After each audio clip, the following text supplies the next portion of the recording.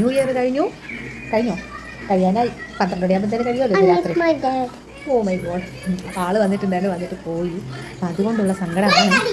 ചുമ്മാതാണ് സങ്കടം ഇത് വരും. എന്നാലും ഇങ്ങനെ 24 മണിക്കൂർ അച്ചി വന്നു.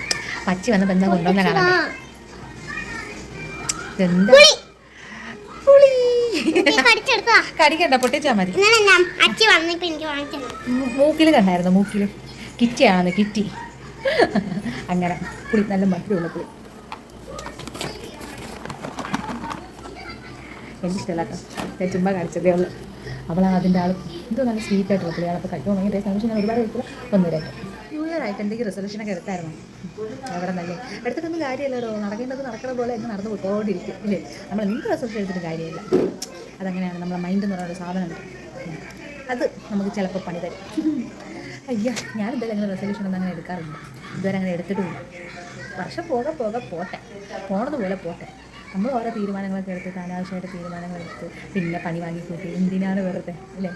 പിന്നെ ഇന്ന് വേറെ എന്താണ് വിശേഷം? അങ്ങനെ ന്യൂ ഇയറൊക്കെ കഴിഞ്ഞ് എല്ലാവരും ഹാപ്പിയായി എന്ന് ഞാൻ വിചാരിക്കുന്നു. ഫുഡൊക്കെ കഴിച്ചിട്ടുണ്ടാവില്ല അല്ലേ?